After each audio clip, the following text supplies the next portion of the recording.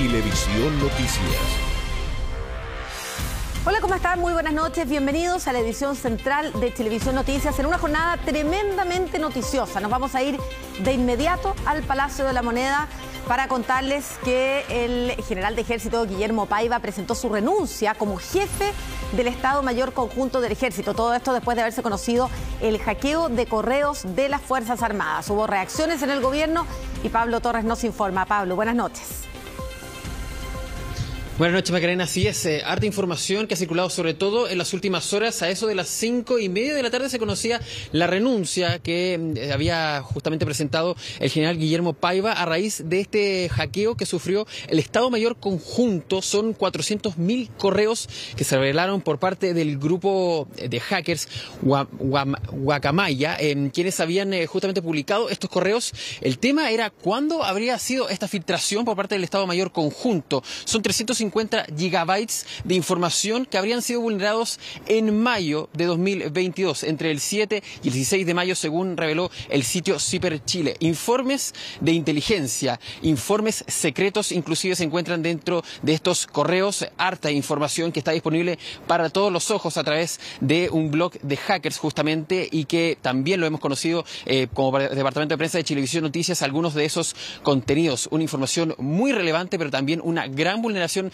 que ha recibido la inteligencia militar de nuestro país, que motivaba que justamente la ministra de Defensa, Maya Fernández, volviera durante la tarde de ayer hacia nuestro país, volara incluso teniendo que ausentarse de un homenaje al expresidente Salvador Allende allá en Nueva York durante esta gira del presidente Gabriel Boric. Bueno, durante las horas de la tarde se confirmó la renuncia del general Guillermo Paiva, se colocan en conocimiento esas informaciones, y el presidente Gabriel Boric justamente tuvo algunas escuetas palabras allá en Nueva York para referirse a lo sucedido. Escuchemos.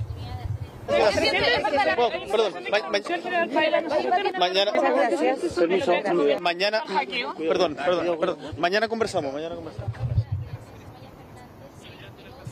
Claro, ahí estaba parte de los escuetos declaraciones del presidente Gabriel Boric. Mañana hablamos, y hoy día ya se han conocido varias declaraciones en cuanto a un comunicado también del Ministerio de Defensa, y también una declaración en video de la ministra Maya Fernández, reiterando parte de la información que ya se conocía ayer, que se había iniciado un sumario administrativo y también que se iban a presentar todos los antecedentes ante la justicia militar para ver si requería justamente una investigación, tal vez militar penal, en cuanto a los responsables. El general ha renunciado y la ministra lo confirmó. Esto fue lo que dijo. El gobierno ha aceptado la renuncia del jefe del Estado Mayor Conjunto, el general de división Guillermo Paiva. He instruido una investigación sumaria administrativa al interior del Estado Mayor Conjunto. Oficiamos al Ministerio Público Militar para hacerse parte de la investigación. Se realizó una denuncia al segundo juzgado militar para la investigación de estos hechos. Nos hemos reunido con los 3 comandantes en jefe de las Fuerzas Armadas para realizar un balance de la situación. Hay informes de inteligencia, hay informes de distribución de las fuerzas militares en todo el país, incluso en infraestructura crítica. Por eso es muy relevante saber qué fue lo que sucedió con esta filtración, si fue un hackeo como tal o tal vez fue una filtración, algo que han acusado también algunos parlamentarios. Macarena. Sí, más adelante, Pablo, vamos a tener un completo informe respecto a qué es lo que sucedió, qué es lo que se filtró y cuáles han sido las consecuencias políticas de este hecho gravísimo, del cual además vamos a conversar aquí en estudio con la ministra del Interior, Carolina Toá, vicepresidenta, mientras el presidente Boric esté en los Estados Unidos.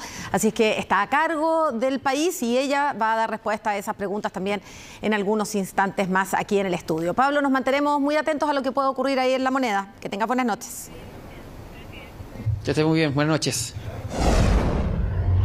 Bueno, y como decíamos, es un hecho que no solamente ha tenido repercusiones acá en nuestro país, sino que ha alterado la agenda del presidente Gabriel Boric, quien estaba en Estados Unidos. Vamos a ir con Antonio Ruiz, quien nos contará de las reuniones que se sostuvieron en el día de hoy y de cómo la ministra de Defensa tuvo que viajar rápidamente a Chile a solucionar este problema.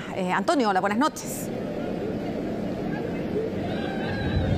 ¿Cómo estás, Maca? Muy buenas noches, gusto de saludarles desde Nueva York, Estados Unidos, en esta que ha sido la tercera jornada de actividades del presidente Gabriel Boric. Y les queremos compartir una imagen, lo más reciente dentro de la agenda del presidente Gabriel Boric a esta hora de la tarde aquí en Nueva York, su encuentro con el expresidente de los Estados Unidos, Barack Obama en una actividad ahí relacionada con materia de salud. El presidente Gabriel Boric entonces ha concretado este encuentro que no estaba en la agenda del día.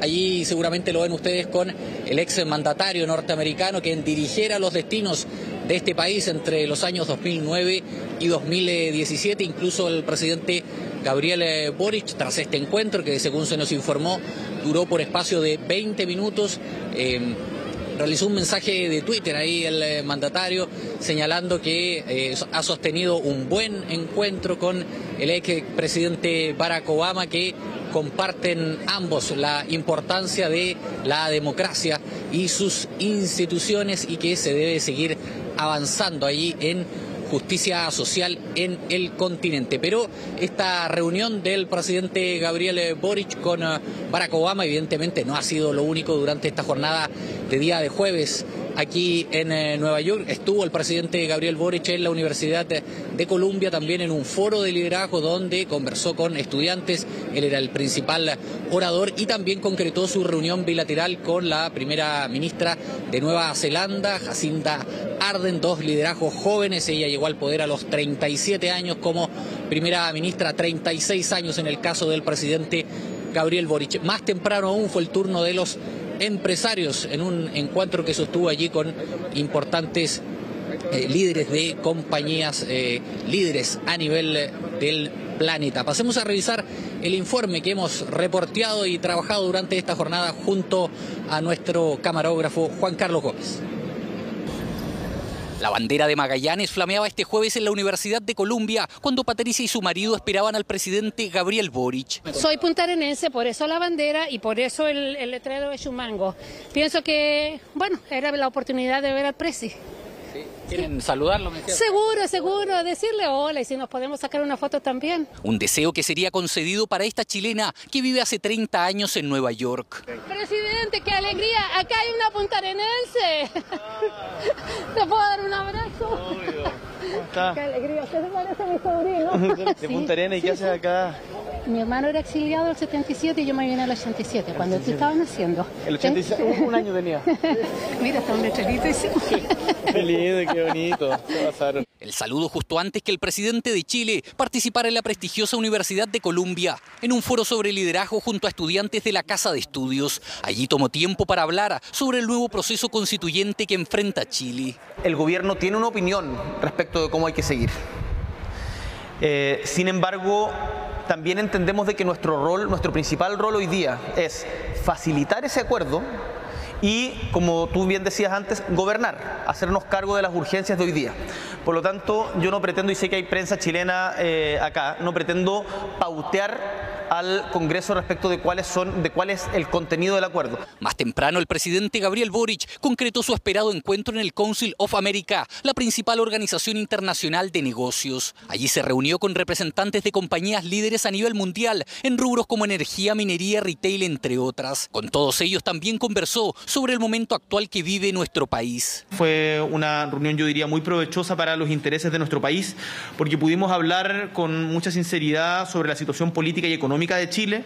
Se mostraron interesados y confiados en los procesos en marcha que se están llevando adelante en nuestro país y además nosotros les transmitimos la certeza de que más allá de las vicisitudes nuestro país saldrá adelante y logrará el encuentro que hace tanto tiempo estamos buscando. Y así concluye el tercer día de actividades del presidente Gabriel Boric aquí en Nueva York. Este viernes será la última jornada y el mandatario realizará un balance de su gira. Desde Estados Unidos, el trabajo para Chilevisión Noticias de Juan Carlos Gómez en las imágenes y Antonio Ruiz.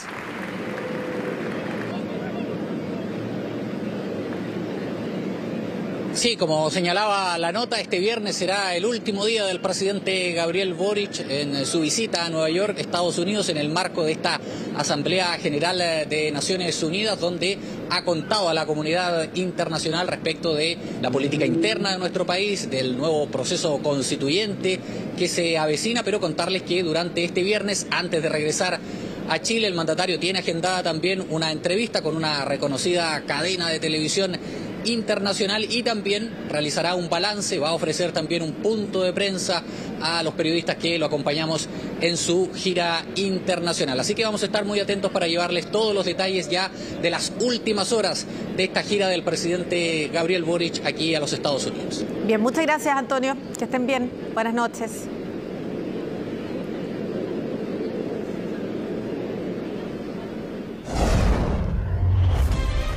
Vamos a hacer una pausa en las noticias, pero luego les vamos a contar de las consecuencias que ha traído la reapertura del Estadio Nacional para grandes conciertos como el de Coldplay. La Municipalidad de Ñuñoa ha acusado cientos de partes a conductores estacionados en la berma y los vecinos están molestos. Ya volvemos.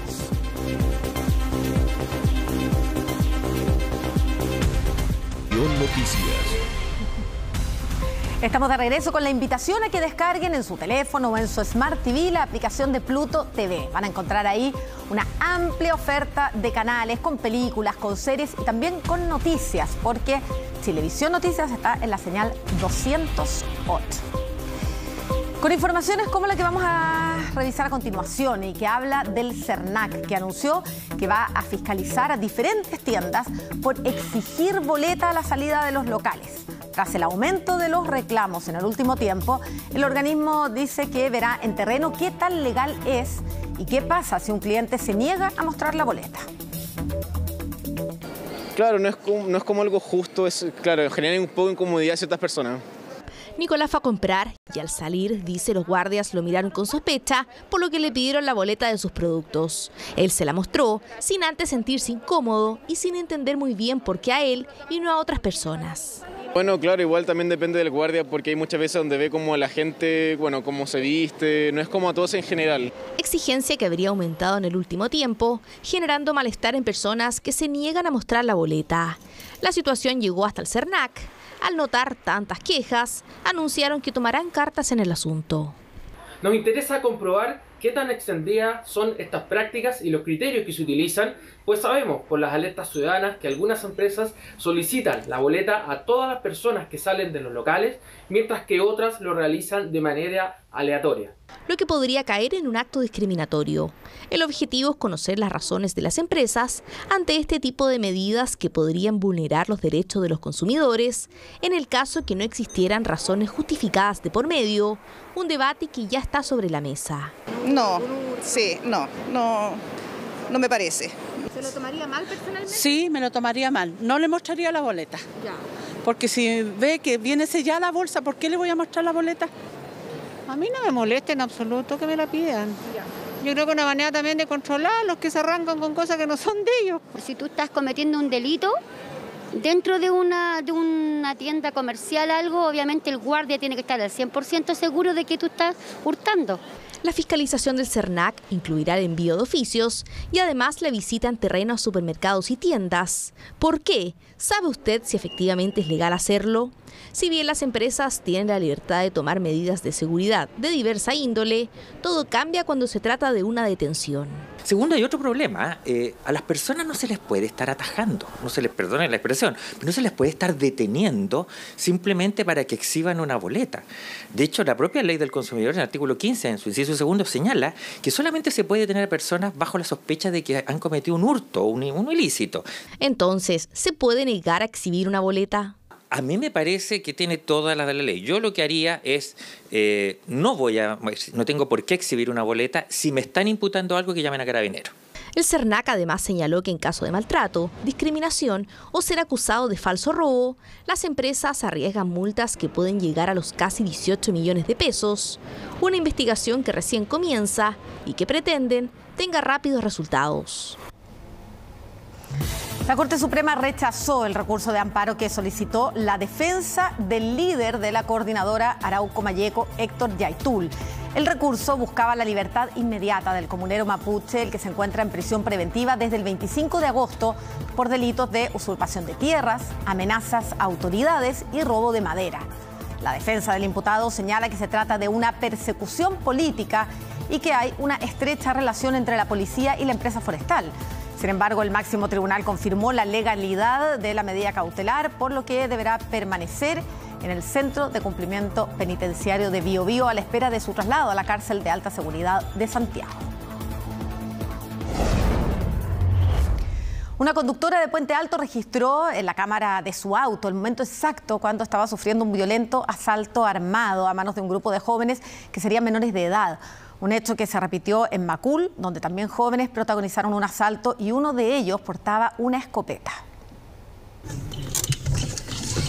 Sí, aquí estoy. Oye, uy, soy... Bájate. Oye, no, pero ¿cómo? ¡Ayuda! A veces trabajo en conductor de aplicación. Dejé al pasajero con Didi y más allá había otro pasajero que yo ya había tomado la carrera. Los tomé, me asusté, pero dije ya no importa, porque bueno, acá en Puente Alto siempre nos han discriminado por cómo nos vestimos, por la zona. El instinto y la experiencia de esta conductora algo le decía, pero ella prefirió confiar. Todo iba en orden hasta que terminó la carrera y llegó a destino con los 3 presuntos pasajeros. Aquí pasó esto. Sí, aquí estoy. Oye, uy, soy... Bájate. Oye, no, pero ¿cómo? ¡Ayuda! Veo la pistola, la tomé y dije, oh, wow, una pistola. Mi auto, que tiene un sistema de seguridad, que algunos modelos lo traen, que son unos botones que están arriba. Entonces yo apreté el botón de pánico y empezó a sonar y decía sistema de seguridad on start llamando al auto. Y a ellos se asustaron. Oye, no, pero ¿cómo? ¡Ayuda! Escuchamos un portazo, escuchamos un acelerón y escuchamos a tipos hablando, no, weón, me decía, no, vámonos. El rápido actuar de Danitza le permitió escapar a gran velocidad. Lo primero que hizo fue ir a Carabineros, algo que nunca le había ocurrido en los 6 años de experiencia conduciendo. Sí, aquí estoy. Oye, si ellos eran adolescentes, tendrían como unos 15 a 20 años, no más, eran jóvenes de mi estatura. Pero ella no fue la única víctima de un violento asalto de jóvenes armados. Aquí vemos otro intento de robo de un auto, con una escasa diferencia de minutos con el primer caso. Estas imágenes son de Macul, pero esta vez con escopeta en mano. Todo esto en presencia de quienes compraban en un mini market. Era una escopeta y los otros 3 tipos andaban con arma blanca, con cuchillo, en donde solo querían llevarse las llaves, mi documento, el celular.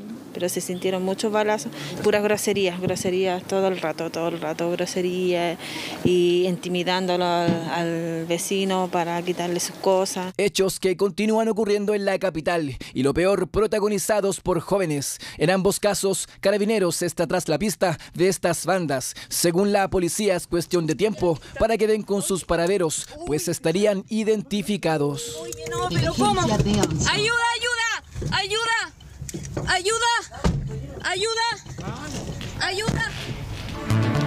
Luego de conocerse el hackeo de información reservada y la masiva filtración de correos electrónicos, el general Guillermo Paiva presentó esta tarde su renuncia como jefe del Estado Mayor Conjunto. ¿Cómo se habría generado esta vulneración de datos? Lo vemos en la siguiente nota. ¿Es necesario mejorar la inteligencia, los protocolos? Lo dijo el subsecretario. Todo siempre es mejorable, todo. Todo es mejorable. Hace un poco más de 3 meses se le preguntaba al general Guillermo Paiva, jefe del Estado Mayor Conjunto, por la seguridad y la inteligencia en el país. Hoy esa misma, al menos en el mundo cibernético, se vio vulnerada por el hackeo y liberación de correos internos, comunicaciones secretas y documentos reservados de las Fuerzas Armadas y el Ministerio de Defensa. El viaje de la ministra de Defensa, Maya Fernández, a la Asamblea de la ONU en Nueva York debió ser interrumpida ante la urgencia de la vulneración de los sistemas. El propio presidente Gabriel Boric le pidió regresar al país cuanto antes. Mañana conversamos. Así respondía el presidente Gabriel Boric en Nueva York ante la información sobre la renuncia del general Guillermo Paiva como jefe del Estado Mayor Conjunto. La renuncia del general Paiva no soluciona ningún problema, porque este es un problema de Estado. Claramente refleja que existe, por lo tanto, una responsabilidad administrativa. Entonces, ¿cómo pudo ocurrir este hackeo? Claramente este es un país donde no se invierte a nivel gubernamental en tecnología de la información y en ciberseguridad. Hay 3 escenarios: es un malware, entró un correo, hizo clic, se equivocó, qué sé yo. Alguien internamente hizo malversación de los sistemas. Y 3, la vulneración viene desde el exterior, en gente que tú no puedes controlar. Mario nos ejemplifica parte de esos casos que, por más precarios que parezcan, ocurren. Me voy a pasear simplemente y me voy a un pasillo, no tengo que dar mucha información, pero dejo caer un pendrive al suelo. Me lo llevo. ¿Qué hago? Lo enchufo en mi computador. Y ese podría haber sido el caso. A través de este comunicado, el grupo hacktivista Guacamaya se adjudicaba la liberación de más de 400.000 archivos reservados del Estado Mayor Conjunto. Por más de película que parezca, si ocurren estos casos, otra forma es más silenciosa y solo requiere de una computadora. Simuladores de phishing que te permiten a ti aparentar de que tú estás, no sé, interactuando con una página, no sé, de empresas como Google, de Microsoft. Al hacer un simple clic, yo puedo contaminar el computador. Para dimensionar, mundialmente hay intentos de hackeos cada 39 segundos en diferentes sitios, tipos de vulneraciones que desencadenan una serie de inquietudes. ¿Y el resto de las organizaciones qué están haciendo para actualizar sus focos de riesgo?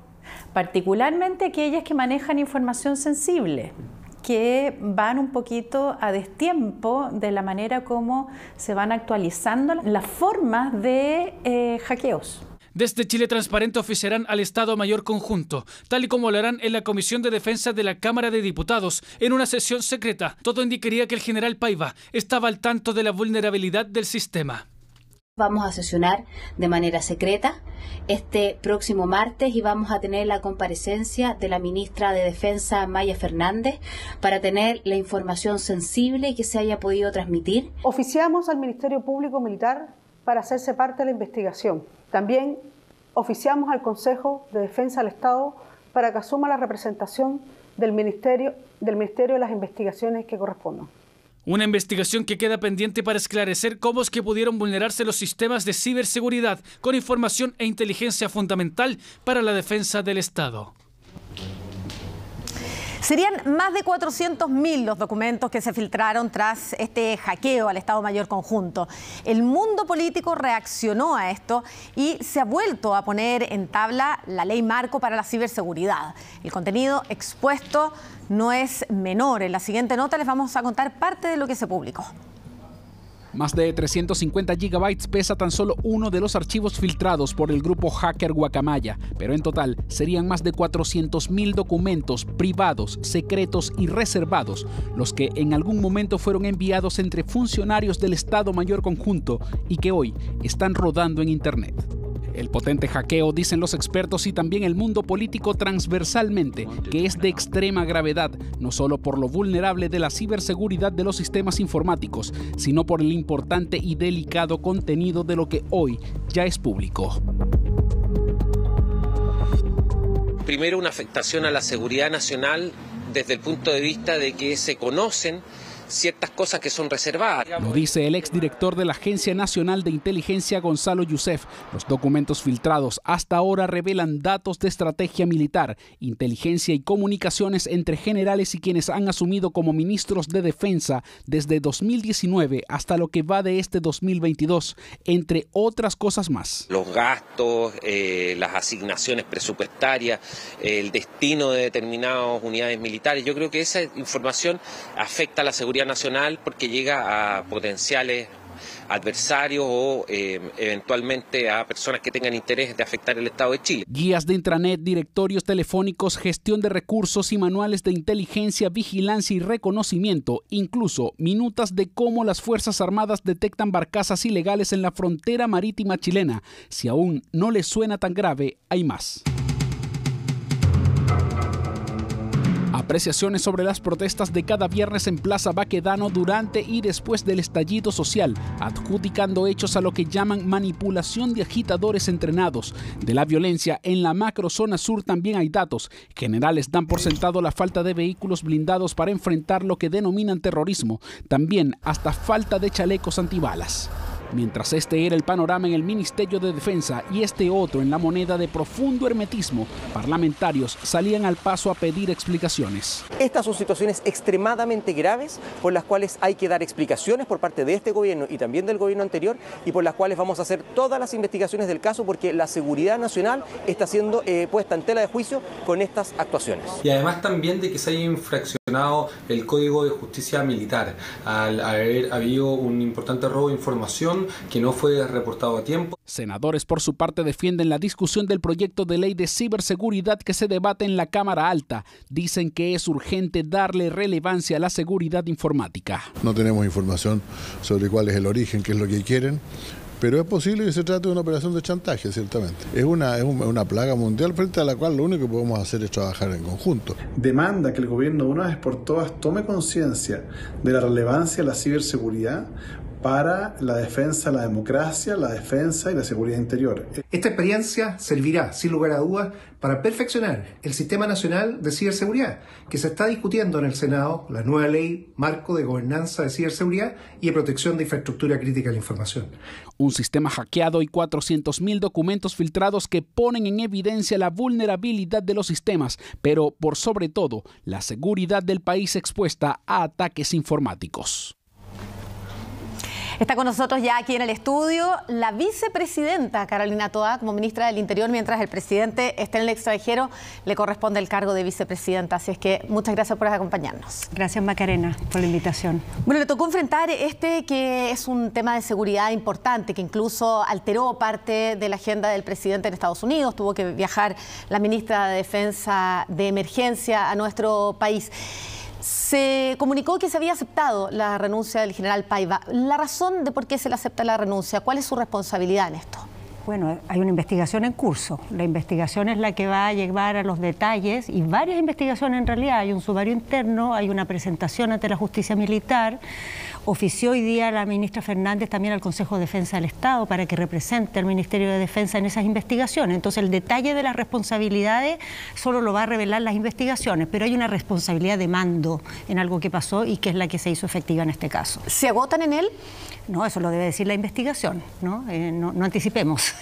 ¿Quiénes estaban al tanto de esta filtración? Hay informaciones que han aparecido en la prensa en las últimas horas que hablan de que el mismo general Paiva había comunicado esto al Ministerio de Defensa. ¿Es así? ¿Qué información tiene usted? A ver, la filtración no estaba comunicada ni al Ministerio ni a ninguna autoridad fuera del Estado Mayor. Lo que estaba avisado es que había vulnerabilidades en la seguridad. En virtud de aquello, el Ministerio tomó medidas y se entregaron apoyos para que hubiera refuerzos a la seguridad informática. Y cuando esa información, se tomaron? Son parches que se le hacen a los software, son mejoramientos de los sistemas de seguridad informático. Pero quiero decir categóricamente que cuando se informó de estas vulnerabilidades, no se informó del hackeo, y el hackeo ya se había producido. O sea, fue posterior al hackeo que se avisó de las vulnerabilidades sin informar del detalle de que había habido un hackeo. ¿Se ocultó información entonces al gobierno? Aquí hay una investigación en curso, entonces yo no me voy a anticipar a eso, ¿no? Ni voy a sacar conclusiones. Lo que puedo sí decir claramente es que la información de las vulnerabilidades no incluyó el detalle del hackeo y fue posterior a que este se produjo. ¿Y había un protocolo de cómo actuar en ese caso? No, desconozco ese detalle, pero creo que no se necesita muchos protocolos para darse cuenta que esto es importante, que esto requiere una reacción como la que tuvo el presidente de la República, ¿no? Porque la ministra no es que se tuvo que venir, sino que el presidente decidió que se viniera, la ministra instruyó en el acto un sumario, llegando aquí agregó medidas adicionales como la solicitud al Consejo de Defensa del Estado, y es como se debe actuar ante cosas de este tipo, ¿no? Informando a todas las partes que corresponde y tomando todas las medidas de resguardo, porque la seguridad y la seguridad en materia de defensa es particularmente relevante para el país. A su juicio, entonces, y tomando sus palabras, esto de cómo se debe actuar, ¿el general Paiva no actuó como se debía actuar?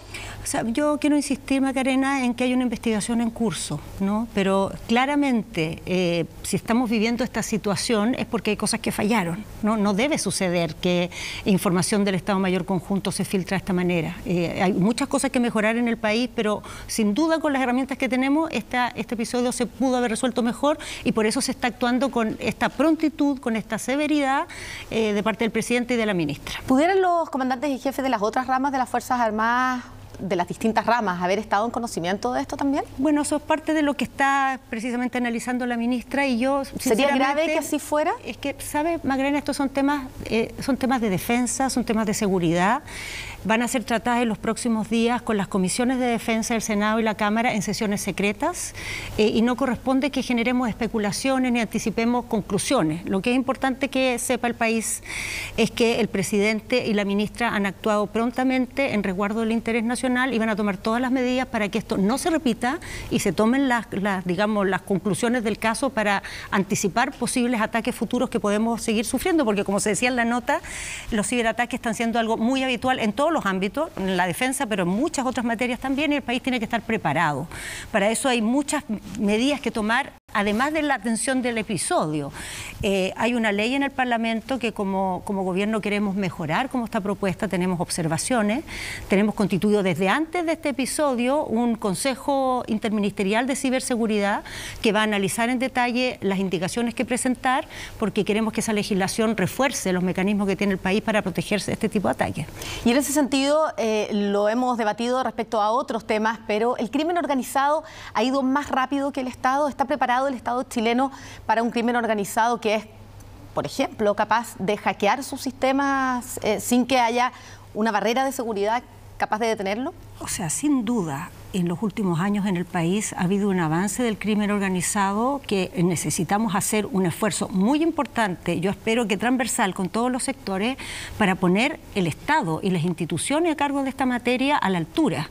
Para eso hay una agenda desplegada muy importante, hay otros proyectos que están en preparación, pero algunos ya están en el Parlamento, como por ejemplo el Ministerio de Seguridad que está en el Parlamento, y necesitamos que en todos estos ámbitos dejemos atrás una manera de tratar los temas de seguridad como lo conocíamos en el pasado y nos pongamos a tono de que hoy día tenemos bandas mucho más sofisticadas que están trabajando y funcionando con armas de fuego de manera muy amplia, que están dispuestos a un nivel de crueldad y de violencia que no conocíamos en Chile. O sea, yo creo que a todos nos pasa que desconocemos este tipo de dinámica del delito y del crimen que estamos viendo hoy día, y creo que queremos recuperar la manera en que nos sentíamos en las calles en una época en que tampoco estábamos conformes.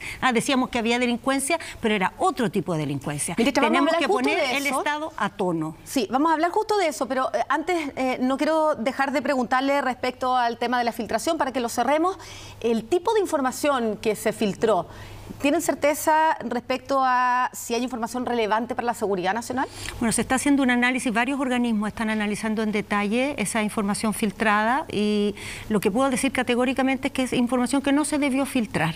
Ahora, las características que tiene va a ser analizada una vez que termine este examen, que como requiere, digamos, varios días, todavía no tenemos un informe completo que nos permita entrar en ese detalle, ni creo que sea muy oportuno entrar en ese detalle tampoco en un programa de televisión. Ministra, usted misma hablaba de cómo ha cambiado el delito en nuestro país y cómo esto está generando una sensación de inseguridad que es la principal preocupación de los chilenos hoy en día. Hemos asistido a hechos tremendamente violentos que le han quitado la vida a personas que iban tranquilamente manejando en su auto camino a su casa. Esto ha significado que se empiecen a organizar los vecinos. Incluso hemos visto que en aplicaciones del teléfono ya se está advirtiendo cuando en distintos sectores de la ciudad hay algún tipo de encerrona. Quiero que veamos juntas la nota y después lo comentemos. En 300 metros. Para salir a la derecha, usa el carril de la derecha. Esta es una de las múltiples instrucciones que la aplicación Waze le entrega al conductor para guiar su trayecto, pero una alerta que advertía cuando se ingresaba a una zona donde potencialmente ocurren encerronas en la comuna de Colina generó polémica. Así el subsecretario Vergara rechazaba la medida. Nos parece inadecuado que de forma arbitraria se definan zonas donde supuestamente existirían riesgos de que las personas sean víctimas de delito. La alerta se emitía en zonas donde supuestamente existe una problemática en torno a la reiteración de este tipo de delitos. La gente del lugar dice temer por la seguridad. Aquí es pan de cada día. Entonces, ¿acá en Colina? Sí, Chicureo y aquí la salida de la autopista, en verdad. Y ya es demasiada la violencia, de repente uno quiere entregar las cosas, entregar el auto, no sé, y resulta que igual hay violencia. Y en Colina sí. Por ejemplo, yo cuando voy a Santiago evito venirme ya cuando oscurece. Claro, desde ese punto de vista sí, es una buena medida, pero la alerta era emitida específicamente en ciertos sectores de Colina, lo que no tendría una directa relación con los puntos que la policía ha determinado como los más riesgosos, en los que se destaca, por ejemplo, el enlace Vespucio Norte con la Ruta 68, la autopista central con Costanera Norte y el enlace Los Pajaritos y Américo Vespucio y Ruta 78. Gira a la derecha en camino Chicureo. Otra de las cifras tiene que ver con las comunas donde se registra la mayor cantidad de hallazgos de vehículos, donde resalta San Bernardo, La Pintana y Quilicura. Aquí tampoco actuaba esta alerta de la aplicación, la que ha generado también opiniones diversas en la gente. Bueno, buenísimo, porque así uno está alerta en caso de algo, así que no lo encuentro nada de malo. Colabora, pero no ataca el fondo del asunto, que conlleva un cambio de legislación. Que los delincuentes, en verdad, después de una segunda, tercera, cuarta atención, la justicia no les siga otorgando beneficios. Creo que por ahí pasa una solución verdadera y no este tipo de información que le entregan al conductor. No sé, yo creo que no es malo, tampoco es bueno porque hay personas que se sienten alarmadas con esto. Salimos a probar la alerta a la comuna de Colina, pero nunca advirtió de algún punto de peligro. Esto porque la notificación fue bajada de la aplicación, lo que fue confirmado por la propia plataforma Waze. Hemos identificado y estamos trabajando en resolver un problema en el mapa de Waze en Chile. Actualmente no existen funciones ni alertas que indiquen zonas peligrosas en Chile. Durante la jornada, el gobierno volvió a referirse a esta alerta. Reconocemos el esfuerzo que diseñadores o empresas o aplicaciones hacen para que aumentemos los niveles de seguridad, pero al mismo tiempo tenemos que ser extremadamente rigurosos con la naturaleza de la información, lo que esta información genera, pero asegurarnos que también sea información verídica. Además, se confirmó que para la próxima semana se registrará una reunión entre los encargados de la plataforma y las autoridades. Una controversial alerta que, más allá de su precisión, se suma a los esfuerzos para bajar los índices de delitos de este tipo. De hecho, el mismo plan antiencerrona ya ha tenido resultados, pero que para algunos todavía no son suficientes.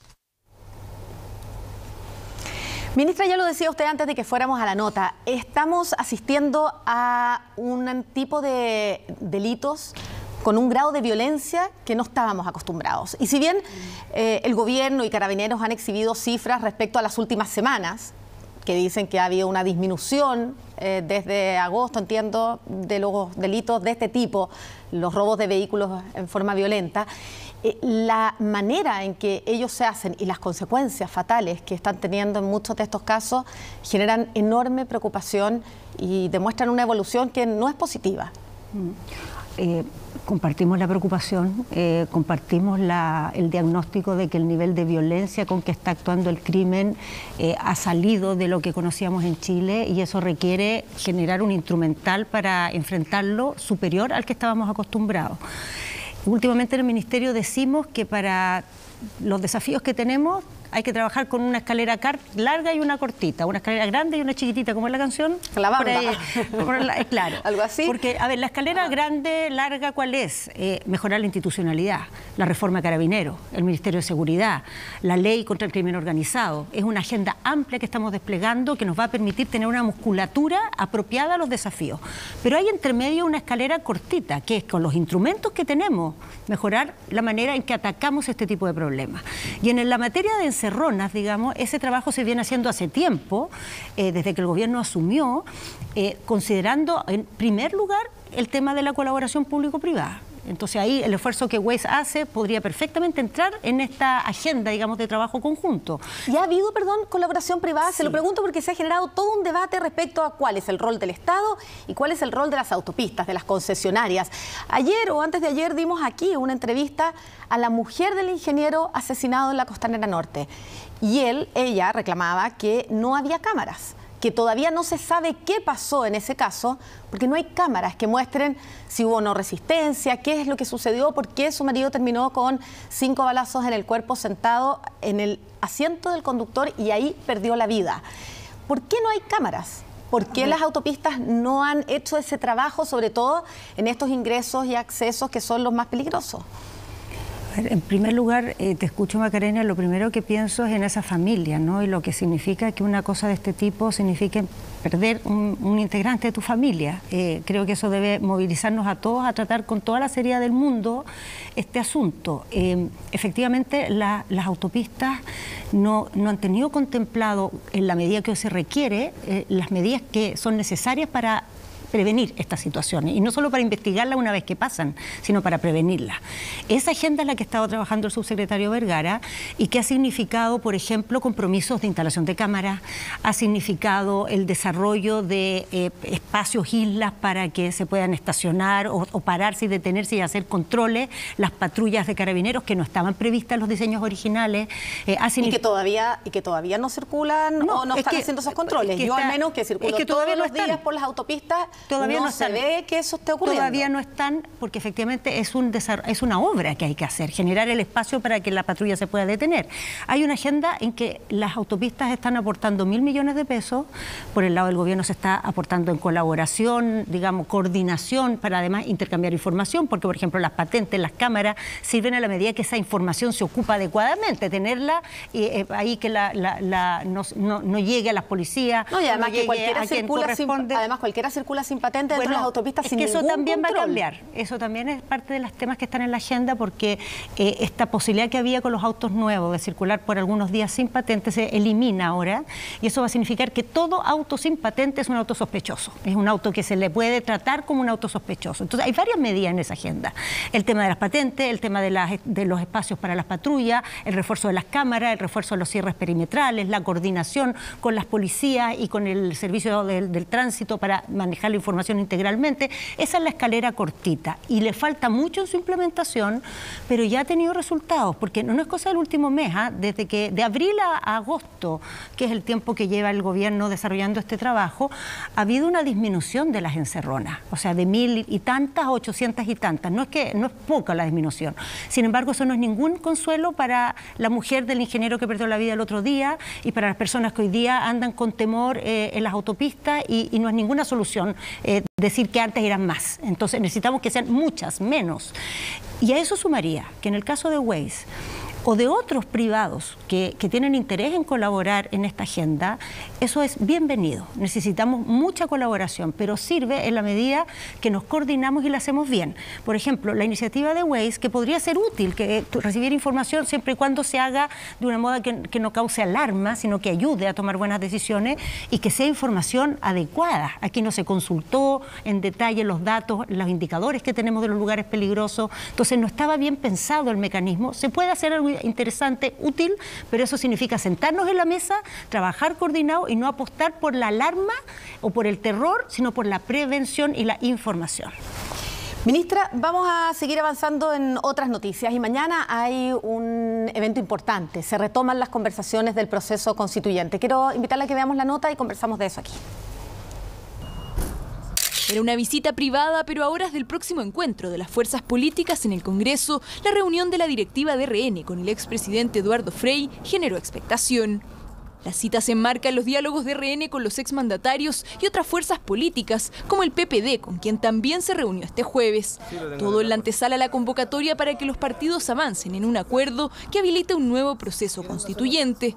El presidente Frei ha manifestado su buena disposición a colaborar y a contribuir en el proceso que viene por delante, con su experiencia. La buena y nueva constitución a la cual estamos comprometidos requiere un acuerdo amplio y requiere sumarlos a todos. Un comité de expertos para definir los bordes que tendría la redacción de un nuevo texto constitucional es la propuesta que acordaron en Chile Vamos y que presentarán en la reunión fijada para este viernes a las 10 de la mañana. Mientras está trabajando esta mesa técnica en esos principios que tienen ciertos contenidos, ciertos bordes, ¿verdad? Nosotros estemos trabajando en la propuesta del mecanismo con participación ciudadana para poder definir cuál va a ser el órgano redactor finalmente del nuevo texto. Propuesta que no convenció a muchos en el oficialismo, donde aseguran que ambas coaliciones han logrado coincidencias importantes en sus planteamientos. Creemos que el protagonismo lo deben tener un órgano elegido democráticamente por la ciudadanía para redactar la nueva Constitución. lo cual no obsta que los expertos y expertas hagan propuestas, pero no necesariamente que avancen en mucho contenido que tiene que ser para una deliberación futura. Todavía no podemos consensuar respecto a ciertos temas que la derecha insiste en poner por los medios y no en las reuniones que hemos sostenido. Por lo tanto, es difícil poder conversar sobre propuestas que solamente conocemos, como digo, a través de los medios. Este jueves, los presidentes de ambas cámaras del Congreso se reunieron con la Asociación de Municipios Rurales y con organizaciones de pymes para sumar insumos al nuevo proceso constituyente.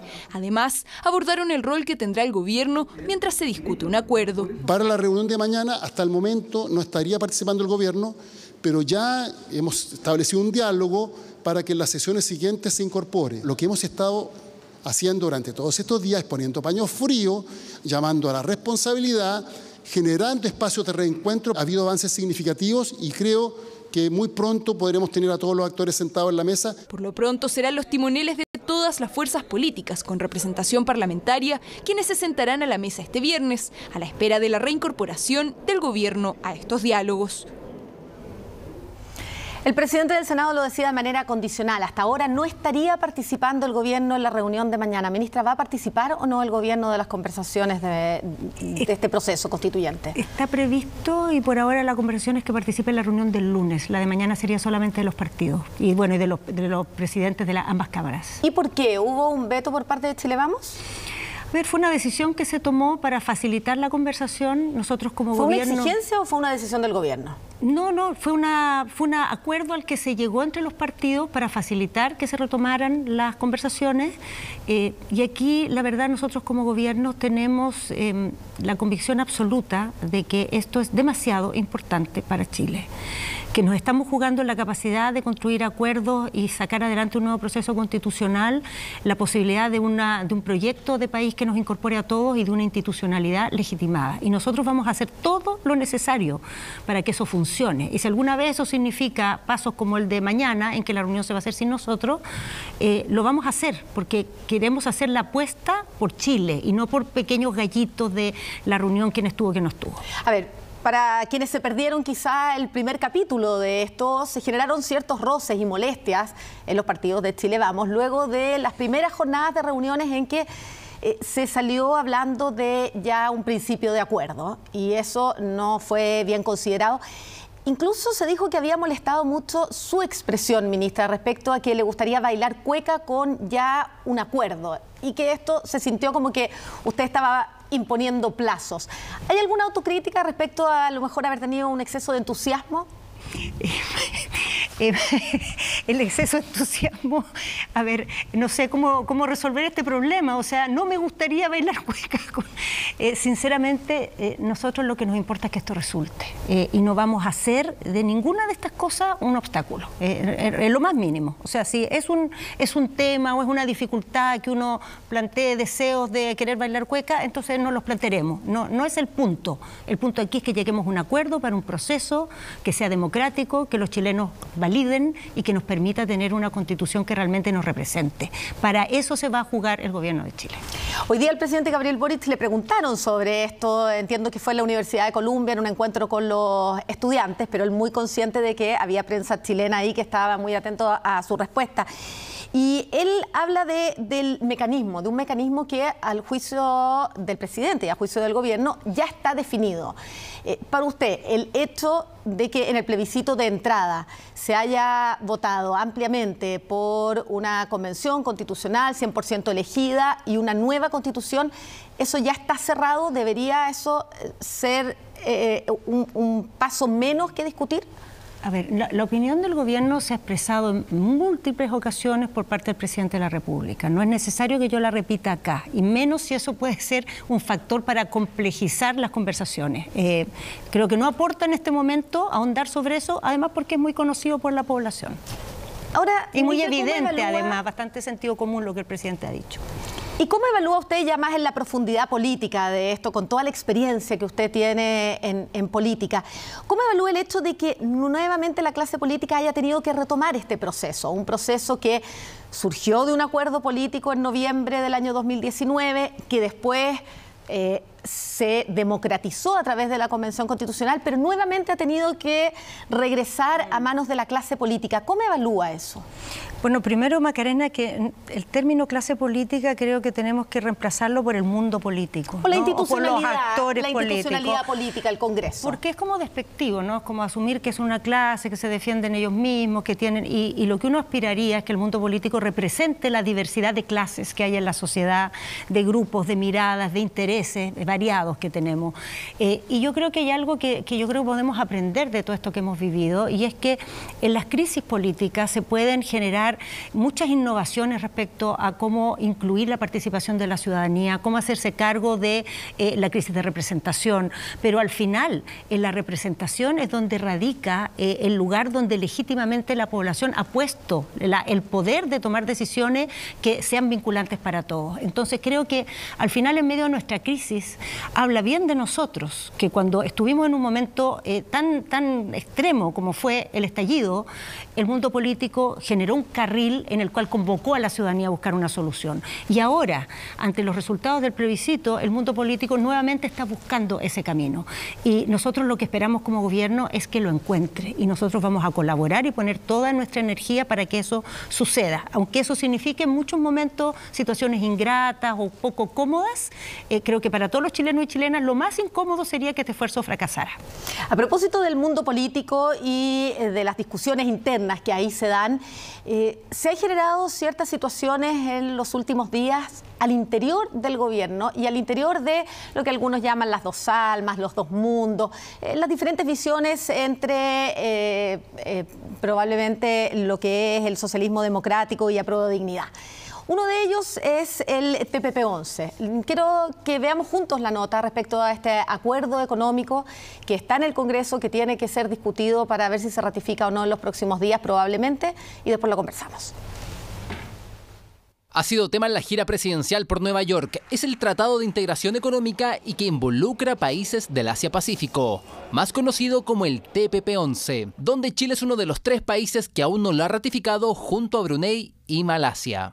El ministro de Hacienda se refirió hoy a su tramitación, pero con un nuevo detalle. Primero, el gobierno no se va a oponer, no va a poner ninguna dificultad. Por otra parte, si el proyecto se aprueba, el gobierno va a presentar en un proyecto separado el tema de las cartas laterales. Side letters o cartas laterales, de las que se ha hablado mucho durante estos días y donde su posible inclusión y tramitación ha generado opiniones divididas. Lo que viene a aclarar y confirmar el camino que ya había trazado el gobierno, que respecto al TPP, Chile establecería una conversación con los demás miembros del TPP para aclarar un tema en particular a través de un acuerdo bilateral. Side letters no son la solución. Lo ha estado intentando hacer Nueva Zelanda sin éxito. Novedades que se dan en momentos en que el oficialismo está dividido sobre la ratificación de este acuerdo. En Apruebo Dignidad están los más críticos. En cambio, en parte del socialismo democrático apoyan su aprobación en el Senado. Bueno, yo lamento que el ministro Marcelo hoy día está diciendo que el gobierno no va a entregar su opinión. Yo creo que este no es un buen tratado para el país. Solamente que el tratado hay que aprobarlo, sino que creo que si se rechazara, eso sería un gravísimo retroceso en nuestras relaciones con los países del Asia-Pacífico. Desde la oposición también comentaron esta materia. ¿Cómo el gobierno se va a desdecir, el presidente de la República, de algo que sus propios ministros están actuando por instrucciones del presidente? Con la próxima semana como clave y donde lo más probable es que se vote la ratificación de este tratado y con un oficialismo dividido. TPP-11, que estuvo en silencio durante años, vuelve a ser protagonista. Respecto a este acuerdo económico, ministra, el presidente dijo que no era parte del programa y que el aporte no tiene la relevancia que se le asigna, el aporte que podría hacer el TPP-11 a la economía chilena. Algo distinto a lo que había planteado usted, el ministro Marcel, la ministra Urrejola. ¿Es en cierta forma una quitada de piso por parte del presidente a lo que habían planteado sus ministros? Yo, Macarena, creo que tenemos una especie como de, así como la pistola más rápida del oeste para generar polémicas en cosas que yo invitaría a mirar con un poco más de detención. En política es muy valioso cuando uno tiene la voluntad y la decisión de cambiar la realidad. pero es muy malo cuando uno quiere negar la realidad. Y aquí hay realidades que yo creo que no debieran generar discusión. Una realidad que es evidente es que la coalición que apoya, las coaliciones que apoyan al presidente Boric son diversas y han tenido distintas opiniones en muchos temas. Uno de ellos es el TPP-11. Segundo, es un hecho también que el presidente Boric votó en contra de la Cámara y este tema no está en su programa. ¿Eso es un problema? Eso es una realidad. Es una realidad. Y tercer tema que también es una realidad es que esta votación en la Cámara ya se produjo, se aprobó en la Cámara, ahora está en el Senado y independientemente de lo que haga el gobierno, el Senado va a votar en algún momento esto y hay posturas de los distintos actores que son los que va a definir qué va a pasar con esa votación. ¿Qué es lo que hace el gobierno y en lo que no tenemos ninguna diferencia, ni contradicción, ni quitada de piso con el presidente? Es que nos preparamos para ese escenario. Por eso se lleva trabajando hace tiempo en el Ministerio de Relaciones Exteriores en contacto con los países miembros del TPP-11, que los suscriptores, digamos, para analizar la posibilidad de estas side letters, que son mecanismos que permiten una fórmula de solución de controversias con la inversión extranjera distinta de la que está prevista en el convenio, que es uno de los temas más polémicos, porque el gobierno dice, si llega a pasar que el Parlamento aprueba esto, vamos a tener un camino para sanear este punto que es el que genera más polémica, y si eso llega a pasar, el gobierno va a presentar al Parlamento esas side letters para que se voten también. ¿Esto significa que hay una postura en el gobierno por impulsar el TPP-11? No, no la hay, pero hay un realismo de que el Congreso en algún minuto lo va a votar y nos preparamos para eso y nos preparamos también para que eso suceda de un modo que los intereses del país queden lo mejor resguardados. Además, el presidente, en esa declaración que se citaba, dijo efectivamente que esto en términos de inversión a lo mejor no va a tener un impacto muy grande porque con muchos de los países ya tenemos nosotros convenios previamente, individualmente. Pero el mismo presidente dijo, también hay que analizar el cuadro mundial en que estamos hoy día, porque este tipo de tratados también son espacios de colaboración, de intercambio entre distintas naciones que cuando hay un contexto de tensión, como pasa hoy día por la guerra comercial que hay entre Estados Unidos y China, es bueno para países pequeños como nosotros no estar solos, tener aliados, tener espacios donde uno se pone de acuerdo, donde actúa en conjunto. Eso también lo dijo el presidente. Entonces, ese es el panorama que tenemos. A algunos les gustaría que esto fuera un bando de los que sí, a toda costa, o no, en ningún caso. Y bueno, y la verdad es que no es así. ¿A usted no le incomodan las diferencias dentro del gabinete? O sea, usted como jefa del gabinete. Macarena, he vivido en mi vida las diferencias y sinceramente creo que las diferencias, cuando uno aprende a trabajar con ellas y a resolverlas de una manera en que no dramatice ni tampoco descalifique esas diferencias, porque cuando te juntas en un gobierno estás aceptando al otro, no estás diciendo que eres igual al otro, estás diciendo lo acepto y acepto trabajar juntos y acepto que cuando nos encontremos en posiciones distintas vamos a buscar una manera para salvarlas, y yo creo que con el TPP-11 lo que hay que hacer es eso. Si se llega a votar, porque el Congreso lo decide, el gobierno tomará las medidas que más representan a la coalición para que eso vaya en bien del país. Ministra, muchas gracias por habernos acompañado en su rol de vicepresidenta también aquí en Televisión Noticias. Gracias a ti, Macarena, y a quienes nos siguieron. Que esté muy bien, que tenga buenas noches. Buenas noches. Vamos a seguir con otras noticias para contarles que el municipio de Ñuñoa ha tenido que cursar más de 600 multas en las últimas jornadas de conciertos en los alrededores del Estadio Nacional porque conductores se estacionaban en la verma, en áreas verdes, hasta en las ciclovías. Sonaban las bocinas y las calles de Ñuñoa se repletaban. Una masa de gente se dirigía hasta el Estadio Nacional. Fueron varios días de espera para los fanáticos de Coldplay. Por fin llegaba la fecha que tanto anhelaron. Chiquillos, ¿les costó mucho encontrar estacionamiento para venir a Coldplay? Sí, pero llegamos bien, bien, ¿Dónde se estacionaron? Allá como a 2 cuadras. Corrían esquivando el taco para hacer la fila que se extendía por varias cuadras. No todos lograban estacionarse. Algunos incluso tuvieron que tomar otras alternativas y dejaron sus autos particulares en la casa. ¿Les costó mucho encontrar estacionamiento para el tema de Coldplay? Hoy dejamos el auto en la casa del abuelo, nos venimos en taxi. ¿Les costó encontrar estacionamiento en auto por el tema? Vinimos en moto, así que todo bien. Pero no estuvo todo bien para quienes iban al volante y dieron más de una vuelta hasta encontrar dónde dejar sus vehículos. El tiempo apremiaba y los estacionamientos eran escasos. Quedaban minutos para el show y todo espacio servía para quienes llegaban atrasados al concierto. ¿Estacionaste en algún lugar que pudiera pasar parte? Porque ayer... En un patio. Es parte de, o sea, los conciertos no son siempre, y tendrán que entender si no están... Por casi 2 años contaban los días para volver a ver a sus bandas favoritas. Es esa expectación con la que también conviven los vecinos del Estadio Nacional. Hasta saltado también con la música por ahí de Coldplay. Sí. Tiene como un acceso preferencial, por así decirlo, una vista. Concierto gratis. Concierto gratis para quienes viven en calles aledañas, pero también un dolor de cabeza para esas mismas personas que ven sus pasajes, veredas y hasta antejardines repletos de vehículos. No creo que sea legal, por ejemplo, que se estacione, si esta calle no es tan ancha, que se estacionen en la vereda cercana a la vereda sur y a la vereda norte. Todos los vehículos que se estacionan no se estacionan en los puntos que están autorizados. Entonces ellos mismos se han llevado un montón de partes empadronados. Y de hecho, solo durante las primeras jornadas, el municipio de Ñuñoa cursó más de 600 multas por autos mal estacionados sobre la berma, en doble fila, áreas verdes y hasta en las ciclovías. Quienes vienen de otras comunas, a que por favor no vengan al estadio en vehículo, porque la verdad es que en los alrededores no está permitido estacionar y uno de nuestros planes es justamente hacer una labor educativa. Panorama que sigue en curso, considerando que la banda británica aún tiene 2 conciertos pendientes el próximo viernes y sábado. Y la próxima semana también creo que hay otro. No sé. Uno de reggaetón. Ahí sí que no sé cuál es. De hecho, serán 3 jornadas dedicadas a Daddy Yankee, el ícono del género urbano que llega a repletar el mismo Estadio Nacional. Estos son los primeros eventos masivos que se están haciendo luego de la pandemia.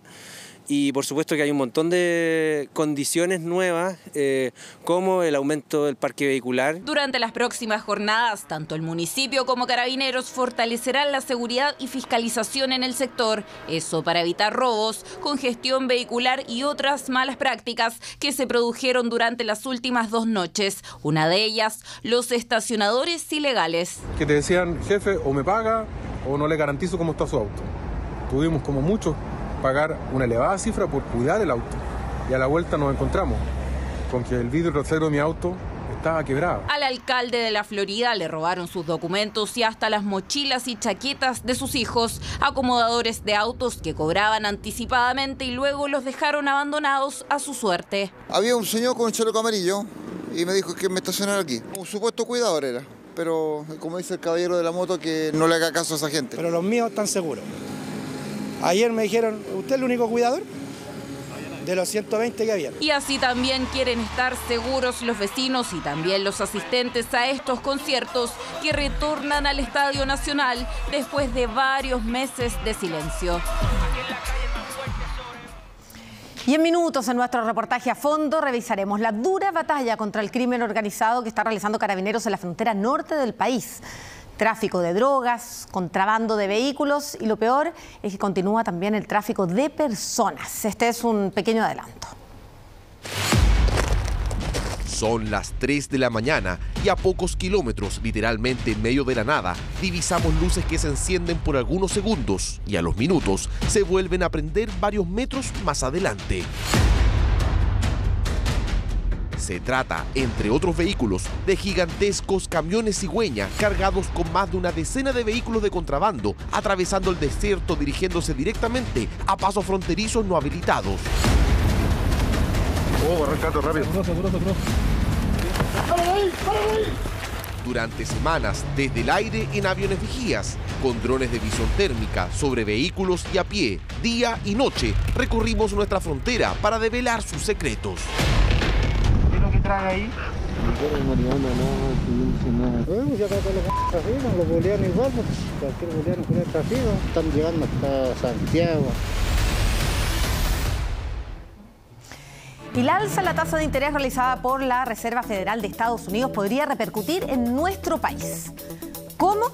Con otra alza en la política monetaria nacional o incluso para quienes quieran adquirir un crédito automotriz podría a la larga costar más. Los detalles los vamos a revisar en esta nota.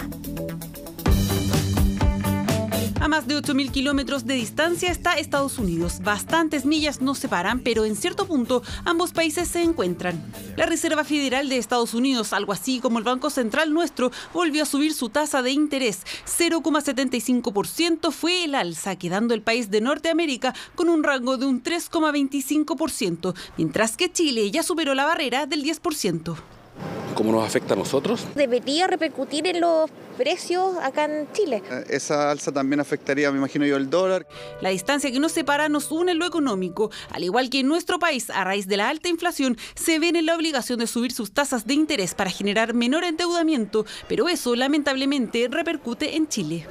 En la carne, en la harina, es decir, en muchos de los bienes, sean insumos o productos finales, que necesitamos importar con un tipo de cambio más alto, nos vemos afectados. Uno de los principales efectos sería la depreciación del peso. La decisión de Estados Unidos de aumentar la tasa empuja un alza en el precio del dólar. Cuando hablamos de se depreció el peso, lo estamos diciendo en relación al dólar.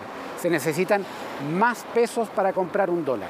El peso se va devaluando, va a costar menos, estamos en una inflación que no se había visto nunca tan alta durante el último tiempo. Poco a poco hemos ido viendo cómo los productos más esenciales han ido al alza, sin ir más lejos la carne o el aceite, por mencionar algunos que importamos.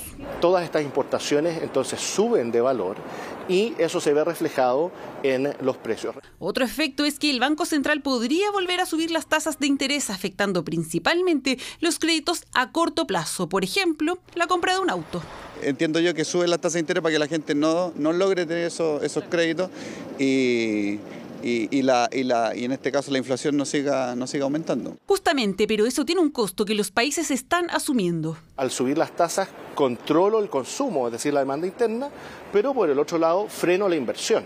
La Reserva Federal indicó que las tasas comenzarían a disminuir en al menos 2 años más. Hecho preocupante, pero que el ministro de Hacienda le puso paños fríos al asunto. El hecho de que en Estados Unidos o en otras regiones del mundo se prevea una inflación más larga no implica que en Chile no podamos empezar a ver declinar la inflación antes, porque nosotros hemos hecho antes la tarea. Otro factor que influye, y vaya que lo hemos notado, es el valor del petróleo, que tiene estricta relación con el tipo de cambio.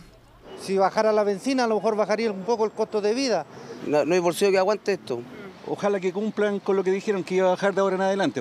2 semanas consecutivas que la benzina fue a la baja. Por ejemplo, en la de 93 octanos, la primera semana fue de 0,5 pesos, la segunda semana fue de 10 pesos y este jueves volvió a subir casi 10 pesos. Tenemos que valorar el mecanismo de estabilización del precio de los combustibles. Lo que hemos visto es que muchos países, no teniendo un mecanismo de esas características, tuvieron que absorber o trasladar a los consumidores íntegramente todo el aumento de precios internacionales de los combustibles. Con la decisión de la Reserva Federal ya tomada, el precio del dólar debería comenzar a estabilizarse. El proceso para detener la inflación es largo, pero ajustarse el cinturón a nivel global parece ser la gran solución. Hace 6 días que las policías de nuestro país trabajan para encontrar al astrónomo británico Thomas March, desaparecido en las inmediaciones del observatorio La Silla, esto en la región de Coquimbo. Su familia en el Reino Unido pide cooperación para ubicarlo, un hecho que ya está haciendo ecos en medios del Reino Unido. Desde el aire continúa la búsqueda de Thomas March, astrónomo británico desaparecido en las inmediaciones del observatorio La Silla, ubicado en la zona montañosa en la parte norte de la región de Coquimbo. Se perdió su rastro el 16 de septiembre. Su familia en el Reino Unido está desesperada. La hija del científico pidió ayuda en redes sociales. Este es mi papá, está desaparecido en Chile desde el 16 de septiembre. Casi se cumple una semana. Por favor, compartir. Estamos desesperados por encontrarlo. Thomas March, de 61 años, astrónomo de la Universidad de Warwick, en el Reino Unido, se encontraba en un viaje de investigación científica en el observatorio La Silla. A pesar de la extensa búsqueda realizada por carabineros y la PDI, aún no se ha podido determinar las circunstancias de su desaparición. Personal de Carabineros tomó conocimiento de una presunta desgracia que afectaba a un ciudadano británico, activando los protocolos de actuación para este tipo de procedimiento y a su vez desplegando personal especializado tanto del GOPE como del aeropolicial para mantener la búsqueda de este ciudadano. La desaparición de este astrónomo ya hace noticia en Reino Unido. La BBC publicó este artículo, también otros medios británicos digitales se sumaron. Este hombre se desempeñaba como profesor universitario, lidera el Departamento de Astronomía y Astrofísica de su facultad. Es reconocido por investigaciones en ese campo. Este es un fragmento de una entrevista que dio en el año 2014. Están desplegados todos los esfuerzos institucionales para lograr la pronta ubicación de esta persona. Se han realizado una serie de diligencias, principalmente de toma de declaraciones, por establecer las últimas actividades que realizó esta persona en el observatorio, y esas declaraciones obviamente se van a complementar. Peritos de la Policía de Investigaciones están trabajando en las instalaciones e inmediaciones del observatorio, ubicado a más de 130 kilómetros al norte de La Serena. La policía británica también emitió una circular con la desaparición del astrónomo. Piden información a la comunidad. En la habitación donde alojaba se encontraron parte de las pertenencias. Se han encontrado algún tipo de pertenencias, están siendo sometidas a los análisis y revisiones respectivas a fin de poder establecer, como lo dije anteriormente, las causas y circunstancias en que esta persona pudo haber hecho abandono del lugar de manera voluntaria o no. Según datos de Carabineros, Thomas March mide 1,85, es de contextura delgada, cabello corto y cano. Al momento de su desaparición vestía jeans, zapatos y una chaqueta de color gris. La búsqueda continúa. Hacemos una pausa y en nuestro reportaje a fondo, tráfico de drogas, contrabando de vehículos y tráfico de personas en la frontera norte del país. Ya volvemos, espérenos. Aniversario de precios bajos del Líder. Chilevisión Noticias. Estamos juntos, Soledad Agüero, porque en el ámbito internacional, Sole, crece la preocupación por lo que ocurre en Ucrania. Aumenta la tensión en este conflicto con Rusia. ¿Cómo estás? ¿Cómo estás, Maca? Claro, una tensión que sigue en aumento, sobre todo por las imágenes que hemos visto durante este día, con filas kilométricas en las fronteras de Rusia con sus países vecinos, entre los rusos que quieren salir del país para no tener que ir a la guerra. Y además hoy día el ministro de Relaciones Exteriores ruso intervino ante Naciones Unidas con un discurso donde defendió la postura del Kremlin en la guerra. Cientos de vehículos repletaron las fronteras de Rusia, muchos de ellos hombres jóvenes que buscan huir del país luego que el presidente ruso Vladimir Putin anunciara una movilización parcial y el llamado de 300.000 reservistas para combatir en la guerra contra Ucrania. Nos llevó 12 horas cruzar la frontera. Ayer antes de medianoche podría cruzar la frontera mucho más rápidamente. Después de la medianoche llegaron muchos autos. Parece que mucha gente quiere irse de Rusia, por lo que todo se ha convertido en un poco de desastre. Muchos autos. Llegué a las 5 a.m. y la cola era de 2 kilómetros. Mientras que el precio de los pasajes en avión para salir de Moscú se disparó por sobre los $5.000 para los destinos más cercanos y la mayoría ya están agotados para los próximos días. Decenas de pasajeros provenientes de Rusia desembarcaron este jueves en Belgrado, la capital serbia, cuando ya llegan las primeras citas de reclutamiento para sumarse al ejército. Es un poco preocupante. Creo que todas las personas normales están preocupadas. La guerra es horrible, así que está bien tener miedo a la guerra, a la muerte y esas cosas. Sin embargo, el portavoz del Kremlin le bajó el perfil a la situación que se vive en las fronteras en palabras entregadas a la prensa rusa. La información sobre el éxodo en los aeropuertos es muy exagerada. Se exageró mucho. Hay mucha información falsa sobre esto. Lo cierto es que los ánimos están crispados. En Dagestán, los lugareños reclaman en las oficinas de reclutamiento al no querer ir a la guerra contra Ucrania. El ministro de Relaciones Exteriores de Rusia realizó una intervención en el Consejo de Seguridad de la ONU, donde defendió la guerra y acusó a Ucrania de cometer atrocidades. Lo que es particularmente cínico es en la posición de los estados que están llenando Ucrania de armas y entrenando a sus soldados. El objetivo es obvio, lo están afirmando claramente: prolongar la lucha el mayor tiempo posible, a pesar de las víctimas y la destrucción, con el fin de desgastar y debilitar a Rusia. Además, acusó a Estados Unidos y sus aliados de esconder los crímenes cometidos por Ucrania. La tensión entre Rusia y el mundo sigue creciendo a solo un día de que se cumplan 7 meses de esta guerra. La tensión también sigue en aumento en Irán, con el 6º día de protestas en el cual el número de fallecidos por estas manifestaciones ya llega a 31. Protestas que tuvieron como detonante la muerte de Mahsa Amini, la joven que murió bajo custodia de las fuerzas de seguridad por no llevar de manera adecuada el velo islámico. Hemos visto cómo las mujeres han seguido prendiendo fuego a sus velos, mientras que la policía ha reprimido estas manifestaciones y se restringió además el acceso a internet, sumado al bloqueo de algunas de las redes sociales más populares del país como WhatsApp e Instagram, Maca. Muchas gracias, Sole. Gracias, que estés bien. Que estés bien, que tengas buenas noches. Están presentando Chilevisión Noticias. En nuestro reportaje a fondo veremos cómo, pese al resguardo policial y militar en la frontera norte del país, la delincuencia y el crimen organizado siguen operando. Es el informe de Stjepan Tarbuskovic del programa Contigo en la Mañana.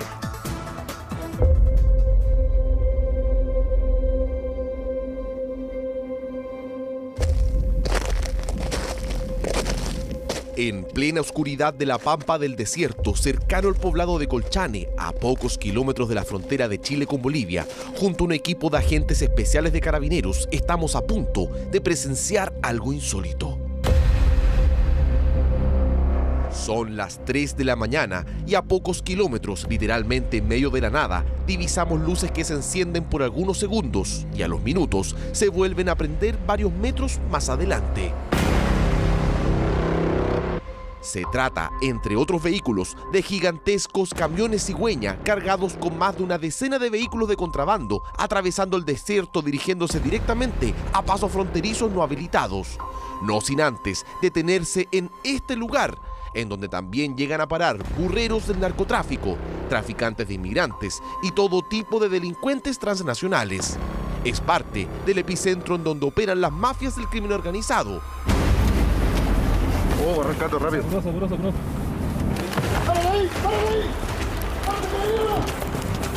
Investigamos los principales delitos que hoy se cometen en la frontera norte.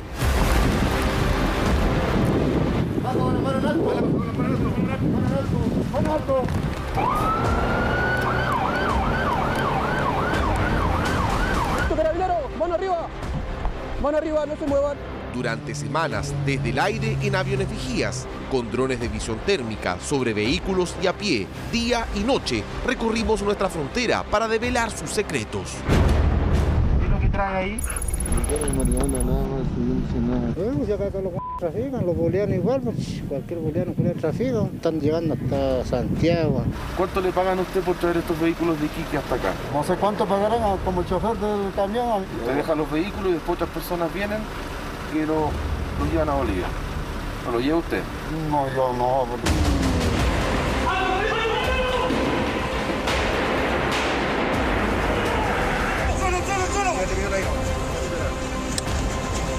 ¿Cómo fue posible que las bandas del crimen organizado internacional, aprovechando la crisis migratoria, lograran instalarse y operar con total relajo en territorio nacional?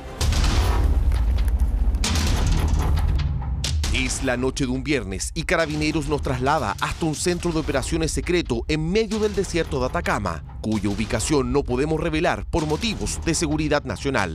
Desde acá vamos a acompañar agentes especiales del OS7 de Iquique, quienes nos permitieron poder acompañarlos en una noche de patrullaje y diversas labores investigativas que realizan. Y nos vamos a ubicar, vamos a recorrer puntos estratégicos donde, cierto, a raíz de labor de inteligencia y análisis previo, y que son básicamente relacionados con el tráfico de personas, tráfico de drogas, tráfico de armas, ingreso irregular de migrantes, salida de vehículos que tienen encargo por robo, que fueron robados en Chile y que iban a ser comercializados en otra nación. Bueno, los principales peligros que hay acá son enfrentamientos armados, que es lo que nosotros no queremos que suceda, pero estamos preparados para enfrentarlo. Antes de comenzar el patrullaje, nos advierten que las mafias cuentan con un amplio poder de fuego y circulan por los pasos ilegales con armamento de guerra.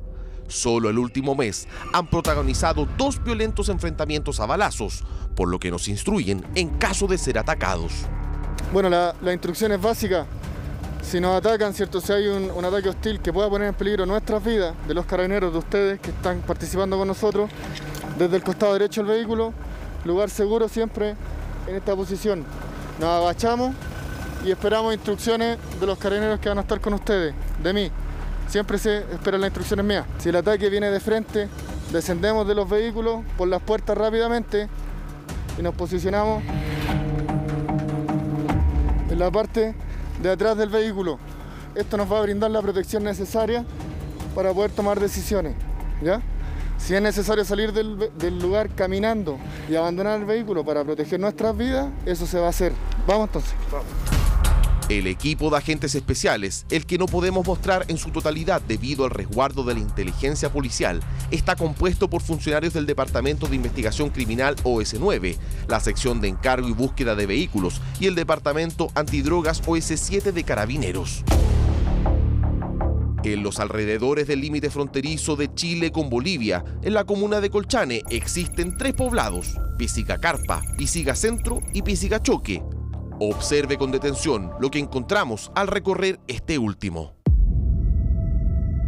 Teniente, en medio de este recorrido por este otro poblado de Pisica-Choque, nos encontramos que en medio de la calle hay una cadena con un paño rojo que impide el paso de carabineros. ¿Qué significa esto? Sí, efectivamente hay personas que ponen este tipo de artefactos con la finalidad de poder retrasar o impedir la acción de los carabineros o de la policía en general, poniendo esto.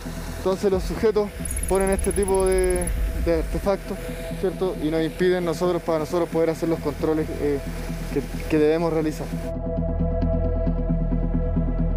Aunque parezca insólito, esta es la última vivienda del poblado de Pisica-Choque, a tan solo un par de kilómetros de Bolivia, y a su vez es el último camino no habilitado en medio del desierto para poder llegar y cruzar la frontera. Además, aquí funciona un bar-restaurante clandestino y un amplio terreno dispuesto para estacionamientos. ¿Por qué esta cadena? Hola, caballero, buenas noches. ¿Podría acercarse un segundito, por favor? ¿Cómo está, señor? Buenas noches. Somos carabineros. ¿Cómo está usted? ¿Cómo está la noche? ¿Sí? Ya. ¿Ha habido movimiento acá, usted que está acá? ¿Alguna actitud sospechosa, algo que usted nos pueda reportar para nosotros poder...? Bueno, no se ha visto mucho, pero de repente en las madrugadas puede que suceda alguna cosa. Don Marcelino, ¿usted es el que controla la cadena acá? Sí, estamos nosotros aquí, a cargo. ¿Y por qué tiene esta cadena aquí cortando el paso? Bueno, este lugar es un lugar, como lo puedo decir, privado. Nosotros somos los lugareños, tenemos documentos aquí en la cual somos dueños. ¿No es para impedir el paso de carabineros por acá? No, bueno, puede entrar usted, puede entrar a ver, no hay problema. ¿No les cobra peaje? No, nosotros no. Porque nosotros en ocasiones anteriores hemos recorrido distintos poblados y nos hemos encontrado con situaciones parecidas a esta. Y las personas que controlan la cadena han confesado que efectivamente cobran un pequeño peaje para los vehículos que quieran pasar. Ya. Bueno, los que están afuera, nosotros no cobramos nada, los que estamos afuera. Ya. ¿Pero los dejan pasar? Claro, sí, dejamos pasar nosotros. ¿Usted no les da aviso a estos vehículos cuando está carabinero cerca? No, nosotros sí estamos pendientes de todo, sí. Este hombre estaría mintiendo prácticamente en todo.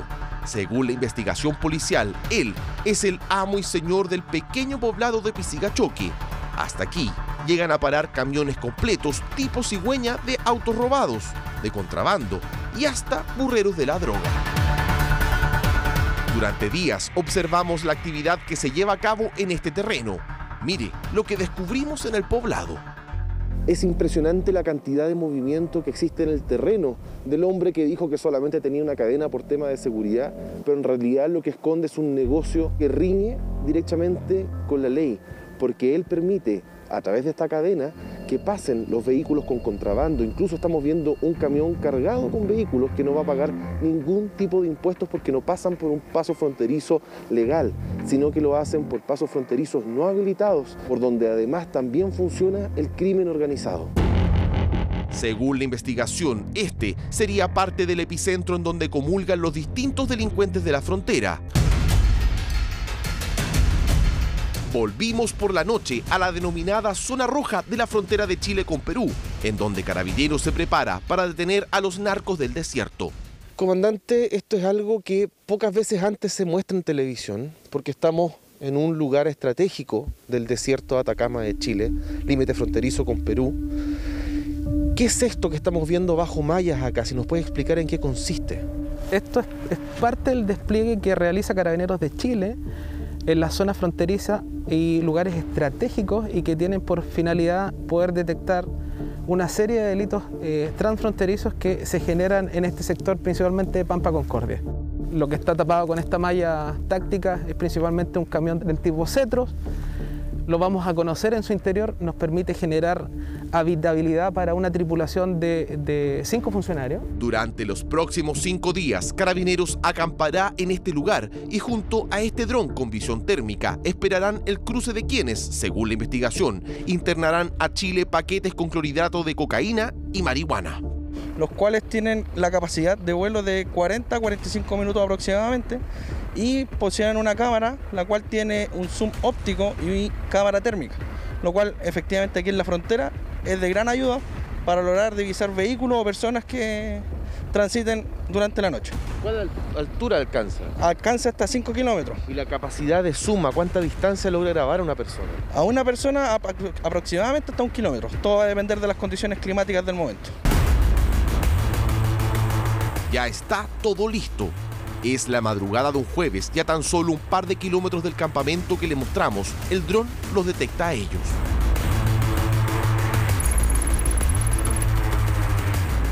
Por un paso irregular, una camioneta ingresa a territorio chileno y muy cerca de la pequeña casa en la pradera que le mostramos, descienden 4 sujetos. Mientras esto es monitoreado desde el camión Cetro, otro equipo los intercepta en pleno desierto. ¡Carabineros! ¡Mano arriba! ¡Mano arriba! ¡No se muevan! ¡No se muevan! ¡Ahí nomás!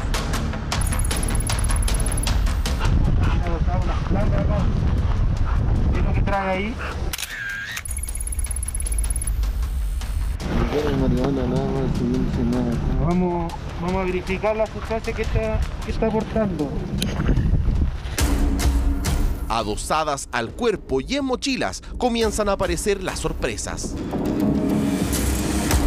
Solo en estas 2 mochilas portaban 20 paquetes contenedores de 40 kilos de clorhidrato de cocaína. Quédate un poco, por favor. Manténgase ahí.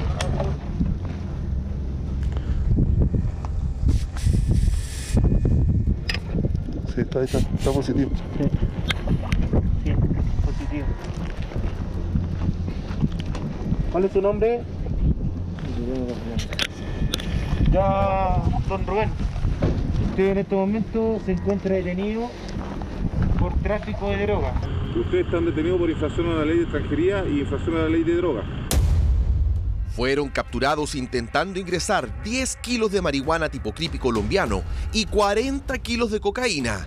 La frontera norte de Chile es por donde se estima que ingresa el 75% de la droga que se mueve en nuestro país.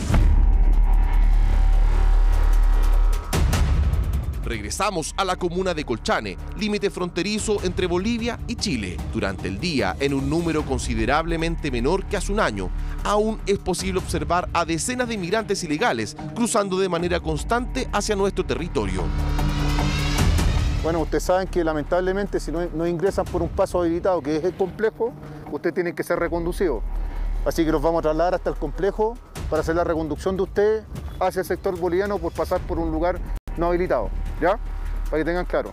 Esta realidad ya la hemos visto en reportajes anteriores, pero lo que le mostraremos a continuación es inédito y sirve para graficar cómo se va configurando el mapa de los delitos en nuestra frontera. Ante un ataque armado, les voy a pedir a ustedes que por favor su cuerpo sea en el piso. Junto a agentes especiales de inteligencia de Carabineros, nos internamos en el corazón de la zona roja de la frontera. Hace algunos minutos le mostramos que en el poblado de Pisigachoque, en la comuna de Colchane, este hombre mantiene una cadena en donde controla el paso de personas y vehículos previo pago de un ilegal peaje. justo en el lugar en donde comienza un paso fronterizo no habilitado a solo un par de kilómetros de la frontera. ¿Recuerda que le contamos que él era el amo y señor de este lugar? Mire con lo que nos encontramos al recorrer cada una de las calles que llevan a las distintas posibles salidas de este poblado. Hay un fenómeno que llama sumamente la atención, que al recorrer los distintos poblados, en casi la mayoría de las calles existen estas especies de barricadas con vehículos abandonados, algunos vehículos quemados que tapan las calles. A nosotros nos llamó la atención y el teniente nos explica el porqué de esto. Sí, en base al reconocimiento que hemos hecho nosotros en los distintos poblados de acá, estas barricadas que hacen estas personas, lo que hacen es cortar el paso. Taponean las calles, por así decirlo. Taponean las calles, como lo dice usted, con el fin único de que haya una única entrada y una única salida. Muchas veces, ¿para qué? Para efectos de que vehículos entren o salgan al territorio nacional, pero por el lugar que ellos estimen conveniente o el lugar del cual ellos tengan el control. Y por donde les cobran el peaje. Lisa y llanamente les están cobrando y esto impide que los sujetos que quieran pasar vehículos utilicen otras rutas que no sean canceladas. O sea, el negocio para estas personas.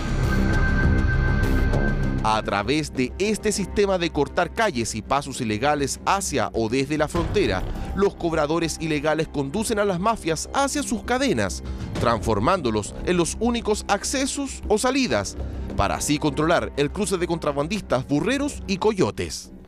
Recién el teniente nos mostraba una barricada para taponear las calles. Caminamos tan solo una cuadra más abajo. A la esquina siguiente hay otro vehículo abandonado. Acá hay otro vehículo, dos vehículos también, que tienen estas planchas metálicas y estos alambres para evitar el paso de autos.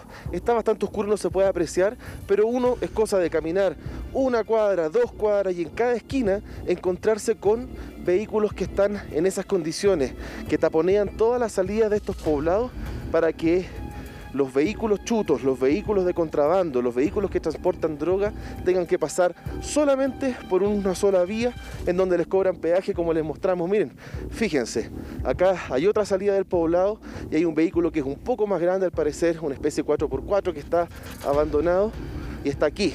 Y para evitar que sea, en el caso que lo puedan mover, detrás del vehículo hay otro auto más y así estas mafias que se han instalado en los poblados de Colchane y sus alrededores están prácticamente permitiéndoles de cierta forma hacer este trabajo al crimen organizado. Según los agentes especiales, en los últimos años, los que solían ser antiguos y tradicionales pueblos originarios, hoy se han transformado en verdaderos centros de operaciones de bandas transnacionales de delincuentes que, a cambio de grandes sumas de dinero o a punta de amedrentamientos, han desplazado a sus habitantes, instalando aquí lugares como este. ¿En Camaro? ¿Estamos en Camaro? ¿El portero que está ahí? No ve. ¿Qué acaba de detectar, teniente? Bueno, hay diversos vehículos que se ven en una propiedad que está cerrada, pero sí hay una visión hacia el interior y vamos a ver si alguno tiene patente para poder corroborar con algún sistema institucional si es que tienen algún tipo de encargo. Caballero, buenas noches. Buenas noches, por favor venga acá. ¿Usted es el encargado de este recinto? Sí, yo soy el encargado. Ya, los vehículos que usted mantiene acá, ¿usted tiene la documentación? Todos están para repararlos, todos tienen fallas de... ¿Y el vehículo que usted, el de alta gama que usted está, en cuál estaba durmiendo, en cuál estaba adentro? El dueño es traído, entonces, al lugar ya iba a Bolivia, entonces se lo va a llevar. Ah, pero usted tiene la factura, ¿nos podría mostrar la factura? El dueño tiene. El dueño la tiene, ¿usted no la tiene acá? No. ¿Usted nos autorizaría para poder entrar a revisar el vehículo y corroborar la información que usted nos está entregando? Claro. ¿Sí? No hay problema. En el poblado de Pisiga Centro, descubrimos un terreno en donde funciona un centro de acopio y taller clandestino de autos. ¿Qué hace un vehículo de alta gama avaluado en más de 20 millones de pesos, literalmente en medio de la nada? ¿Por qué aquí hay cerca de una decena de vehículos sin patentes y otros cargados con paquetes de contrabando? Poblado de Pisiga Choque.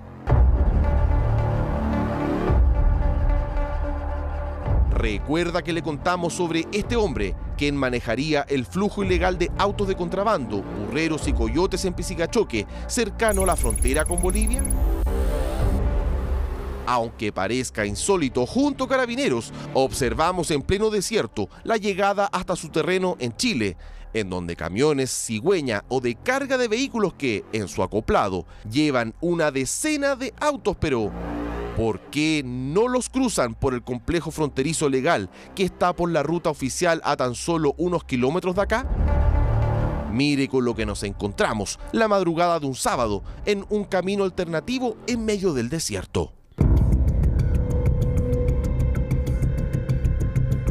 Solo guiado por la luz de las estrellas, este camionero se dirige hasta el poblado de Pisigachoque, en donde, debido al corte de calle por las barricadas que le mostramos, la única salida es pagando el peaje ilegal que lleva hasta un paso fronterizo no habilitado con Bolivia. Ya vengo. Vamos. ¿Dónde va? Tiene su licencia de conductor y la identidad y la documentación de los vehículos que transporta, por favor.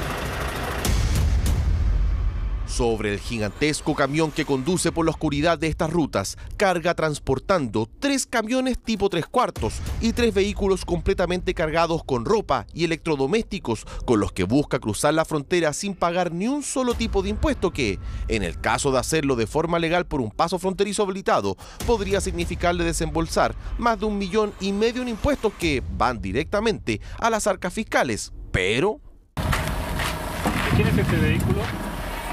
De uno boliviano. Dice que los va a dejar en Piscina Centro y que después los van a cruzar a Bolivia, pero que él no sabe cómo los van a cruzar a Bolivia. ¿Tú los conoces? No le conozco. ¿Y cómo me dices que sí? No, supuestamente el dueño dice que están esperando ahí. ¿Dónde están esperando los dueños del vehículo? En el centro. lamentablemente, según la ley chilena, este hombre que mantiene la documentación de la carga, a pesar de que circula por un paso no habilitado con dirección hacia Bolivia con la supuesta clara intención de realizar contrabando, mientras se mantenga en territorio chileno, no estaría cometiendo nada ilegal.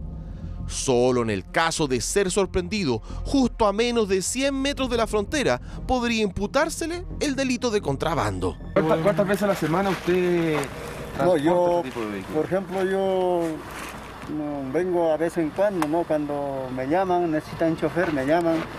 Entonces vengo a la semana uno, a veces no vengo ni uno. ¿Y siempre los cruzan por pasos no habilitados? No, yo desconozco por eso, desconozco.